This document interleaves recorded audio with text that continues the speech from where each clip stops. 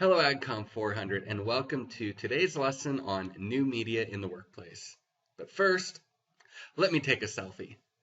No, not gonna happen. Alright, so let's get to today's objectives. So today we're going to explain how new media is changing communication. It's actually quite remarkable in the short time that new media has been around, how much it has changed how we communicate with each other and with other people as well. We're going to identify three types of consumer behaviors in relation to social media use, and we're going to view new media as a skill to be learned to become an asset to your company or your business. So there are some differences between old media and new media. Old media was yesterday's news, and this costs a lot of money to distribute. So think of newspapers. What you see on a newspaper is something that happened yesterday. There isn't any dialogue involved. It's a one-way street. When was the last time you were allowed to talk to your television? And unless you are writing in a letter to the editor or in a column in a newspaper that'll be printed in a week or so, there really isn't much dialogue. There is widespread messaging and it's impersonal and irrelevant to the masses, so it is a one-size-fits-all approach. It requires a large budget and several weeks of preparing. Often months go into designing for a campaign. I just finished coming back from California where I was working on an advertising campaign. And this had been in the works for months and months, and it's going to go into effect in the summer. And all of this work is going into creating media to reach the masses in a one-size-fits-all approach. But the budget required to do this was considerable. And customers have built a wall that filters out over 90% of the messages that you encounter. Think back to all the messages you have run into just on your drive to work today or around your house. Everywhere you go, you're targeted by print material, web advertising, TV advertising. But really, how much of that have you remembered? So in this one-size-fits-all approach that is one-way communication, and it is widespread and costly, most of it really doesn't sink into the consumer. Now let's contrast it with new media. When we talk about new media, we don't just talk about websites. Websites are considered a Web 1.0 and follows a lot of the ways that your old media will have, that top-down approach. One message fits all, where the communication way of communicating isn't two-way. But when we talk about new media, we're specifically talking about Web 2.0 social media, blogs, Facebook, Twitter, you name it. And with new media, there's a communication shift that is using the customer as a participant. Customers are active participants sharing their feedback. They target messages reaching an attentive audience, and new media influences old media in print and on TV. 61% of people trust other like-minded people as well. So if we could summarize new media, customers or users, you and me, are allowed a voice now to talk to these companies, but we can also talk with each other, and this is kind of like a word-of-mouth product. And 61% of people trust other people. So for example, you would probably trust most of your friends on Facebook because you are friends with like-minded people. And the other thing is new media can actually be incredibly cheap when it comes to costs of advertising. That isn't to say it doesn't take a lot of time and effort, but in terms of actual dollars involved, it is tiny in comparison to what old media can be. So it also allows consumers to talk to other consumers. We just talked about that as well. But it allows consumers to talk to a business. And this is one of the critical aspects of new media, where your consumers, whether through praise or through criticism, can tell a business what they are liking and what they're not liking. And it is now up to the business to decide how they are going to use this information. And when I say new information, what I mean is the responses you are getting from your customers. Think of it this way. Businesses used to have comment cards or listen to the feedback from the consumers. Well, this way, it can be almost immediate. And businesses can use this to change their practice, change their marketing, change the products that they offer. Really, the possibilities are endless. but it is very important that businesses now, and you as an employee of a business, take these into consideration. So why new media? Isn't new media just for people who want to talk to people online and post selfies? Of course not. There is some parts of that is using new media to connect with people and just have fun. I spend way too much time looking at Vines on Facebook, but I enjoy it. But there's so much more that we could be using, and we'd be missing the boat as a business and communications if we didn't address that. So new communications media are reshaping the way we use language. When technologies of meaning are changing so rapidly, there cannot be one set of standards or skills that constitute the end of literacy learning, however taught. And I love this quote from the New London Group because it talks about communication changing rapidly. And what I present today could be out of date in 6 months. A lot of the work that I'm doing on my thesis has already changed because that is the nature of new media. It is constantly changing and we are constantly learning.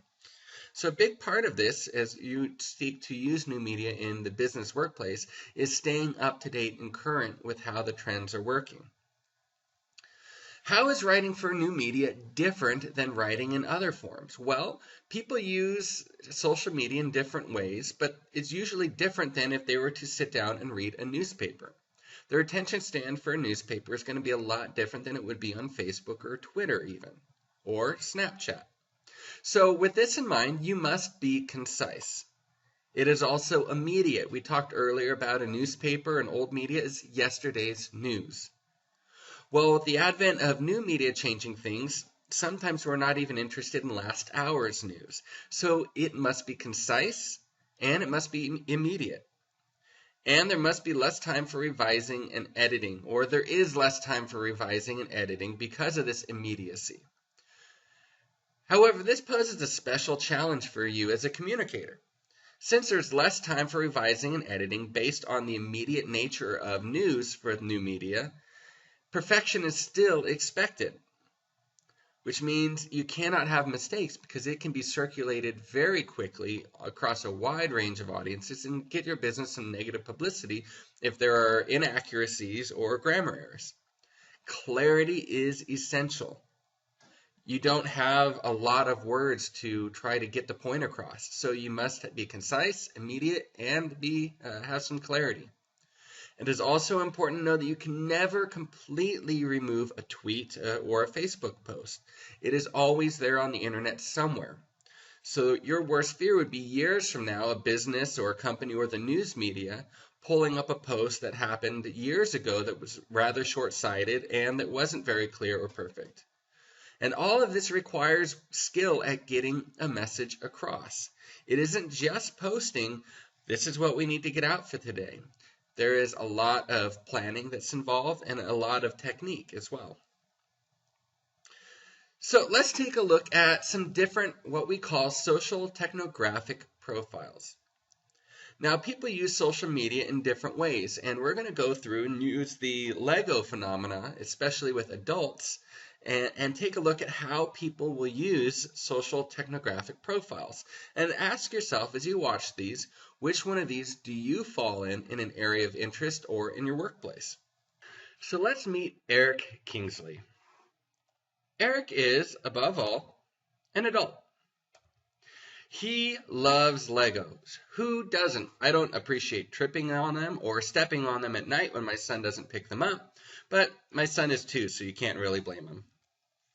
And Eric is an adult fan of Legos, and otherwise known as an AFOL, but I'm going to call these AFOLs because, well, let's be honest, that's a lot easier than saying AFOL. Eric Kingsley is also the most active of all AFOLs online. In fact, he posts frequently and uploads photos to Lugnet. That's a user group for Legos that's online. And it has 3 websites, 2 of which are dedicated exclusively to all things Legos. He is very influential online, especially in the Lego group. And according to a senior director of business development at Lego, 5 to 10% of yearly total sales, which is $50 million at least, are generated through AFOLs. So unlike children, this target audience doesn't age out. They just become more enthusiastic and buy more. So at least $50 million of their revenue goes to this very loyal and increasing market. Let's meet Joe. He is another AFOL. Unlike Eric, Joe mostly is active in forums. He doesn't run his own website. What he does is he responds and reacts to ideas of others and contributes more as ideas spread. So he also buys about $4,000 of Lego toys a year. In other words, he's important and he's an influential customer. He is not generating his own content like Eric, but he is propagating that content and he is responding to it and disseminating it. So he is also very influential. Now let's meet Linda. She doesn't participate in forums as much as Eric or Joe. She reads almost everything that people like Joe write, but rarely makes her own contributions. But she still spends far too much money on her toys. So, if the business is worried about profits, she is still a very important consumer. And she still uses social media when it relates to this product. You won't see her name anywhere, and she definitely doesn't have her own website like Eric does. She doesn't contribute often on forums like Joe, but once again, she is still using social media and it helps her buying behavior. So this goes into technographic profiles. And attention needs to be given to all these types of customers, not just for Eric or the Joes or the Lindas out there. In the social world, not everyone needs to be a creator. Think about it. If everyone was a creator, we'd have so much content out there that it would be ridiculous. Critics are reacting by commenting on blogs and forums, posting ratings or reviews, while readers, potential customers, are using this information to make an informed decision. So this is age 18 to 24 down here, but let's take a look at the next slide. And this will go through the social technographic ladder. So we here have at the top creators, and these people publish blogs, have their own websites, they upload videos, music, and write articles and stories. They can be incredibly influential because usually they have the platforms that contain a voice. Critics, though, post ratings and reviews and products and services. They could comment on someone else's blog, they could contribute to online forums, and they can contribute and edit articles on wikis. Collectors use RSS feeds and add tags to web pages or photos, and they'll vote on websites. So, for example, if those of you aren't familiar with RSS, it is a script where you can collect different blogs, so you can save them all for one spot. So think of it as developing a reading list located in one specific area where you don't have to go and visit all these different sites to read on things you're interested in. For those of you who visit ESPN, they usually have a daily poll. And I would be a collector in this sense, is that I usually vote on ESPN when they ask about football things, especially when it comes to the Chargers and winning a Super Bowl. I don't think I clicked yes on that one ever. But anyways, I digress. So joiners, these would maintain a profile on a social networking site and visit social networking sites. These are a lot of people out there, and you might fall into this category. 71% of online adults do have at least one social media platform, usually Facebook. And it is also really interesting to notice that Facebook is no longer a young new media platform. The average age of a Facebook user is 40.5 years old, the last research that I saw. So realizing that the majority of Facebook users are adults and not teenagers should let us know that it can be useful for reaching our demographics as a business. Spectators read blogs, watch videos from other users, listen to podcasts, read forums, and read customer ratings and reviews. And lastly, inactives are none of the above. And this is becoming a minority in our culture that is increasingly more and more online. So, how do we navigate the digital media landscape? Well, let's take a look. We're going to take a look at one platform in specific, and that would be Twitter. Now, I'm sure many of you have Twitter. Twitter's a little underrepresented in the rural communities, but in the urban communities, it is incredibly popular. And Twitter is a microblog, and arguably the largest microblog. And it has gotten a lot of attention in the last few years, especially in the political realm when we trace some Twitter posts to maybe the origin of the Arab Spring. And it is called a presence application, which begins by asking, what are you doing at the moment? And it's an excellent opportunity for companies to build communities and inform their publics. Think back to when we first started with old media versus new media. And new media offers a chance for consumers to not only communicate with other consumers, but for consumers to talk to companies. And for companies then to respond in an appropriate manner. Best tweets will display a human voice, include others in the conversation, and offer unique information that couldn't be found elsewhere. I run a photography business, and I have a website, and I have a terrible host provider, and my service goes out all the time, and I will tweet complaining about them. And every time I tweet and include a hashtag of the company, I get a robotic sounding response back that just makes me more angry, when really I just wish a human would respond and make the situation better, or at least offer some clarity. So, tips for writing tweets on behalf of an organization. Many of you might have to do this one time in your tenure in an organization, or especially if you ever own your own business. Number one, you need to keep it real. You need to be honest and forthcoming in your tweets.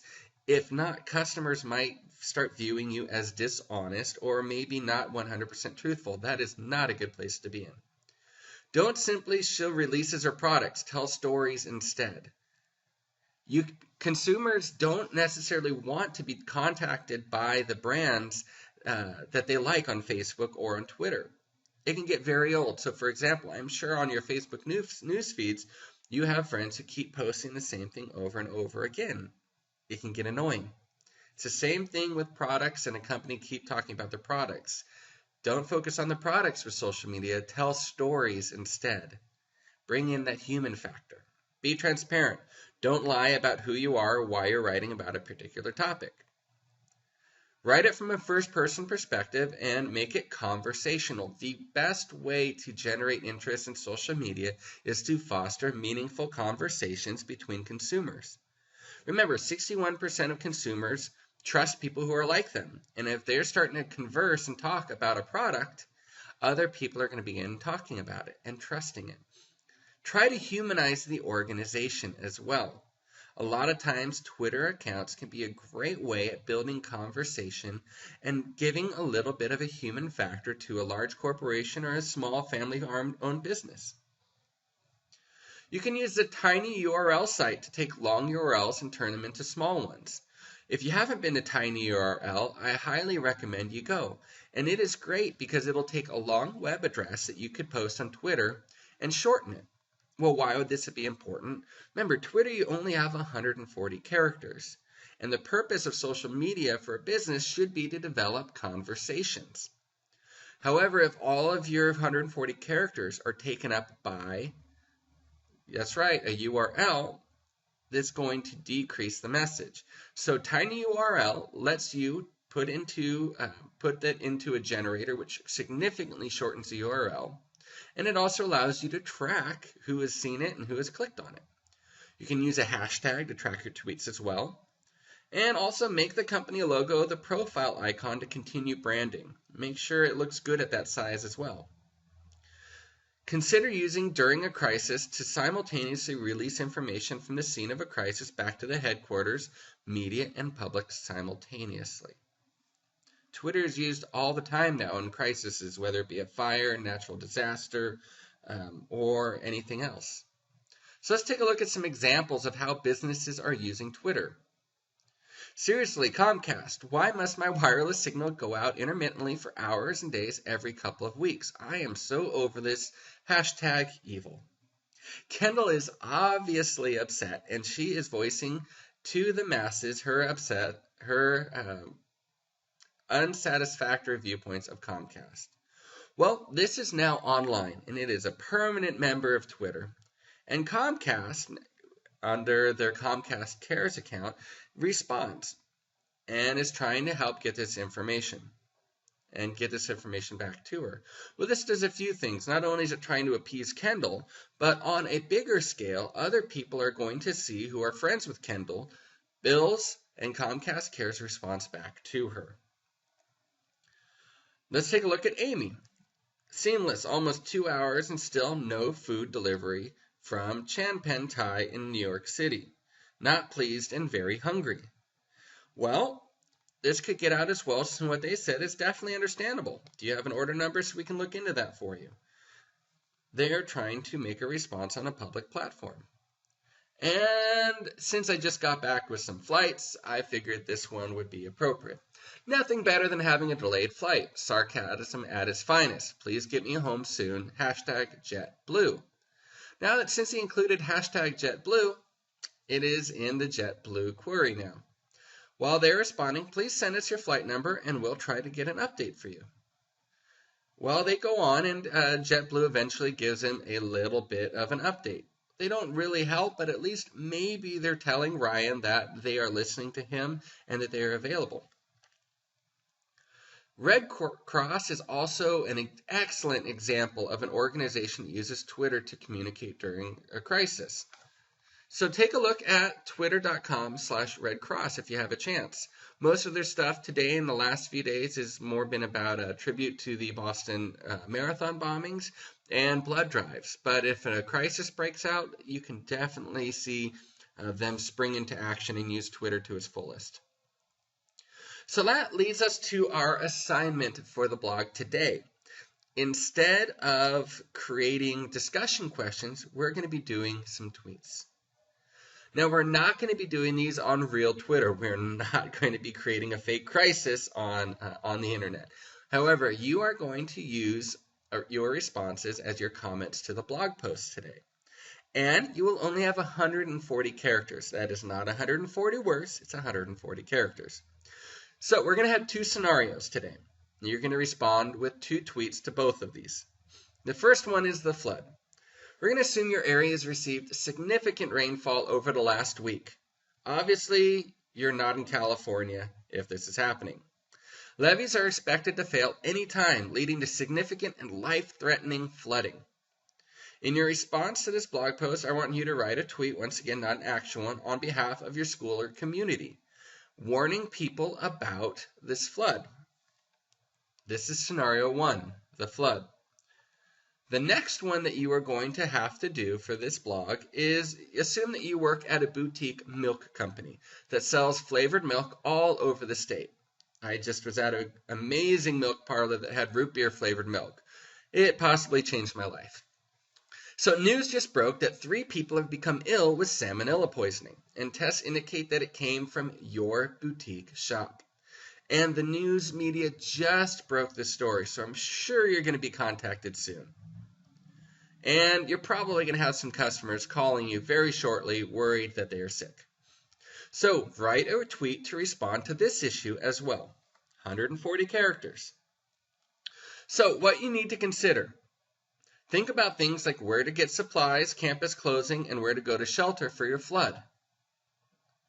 For the milk, consider your audiences as well. Think about the information they're going to need. For both of these, who are your main audiences? Students, parents, and press. It could very well be different for both tweets. Remember, you only have 140 characters. Your tweets should be informational. It should sound like it's coming from a human. It should be concise. It should be clear. And hopefully we're going to have some fun doing this as well. Remember, you have 140 characters, and you're going to respond twice under this. And remember, the longer you wait, the more people are going to be probably writing what you thought as well. So I'm excited to see how this goes, and maybe we can retweet or re-respond to people as this goes. So let me know if you have any questions, and I look forward to next week. And if you have any questions on your proposals, keep those questions coming. Have a great day.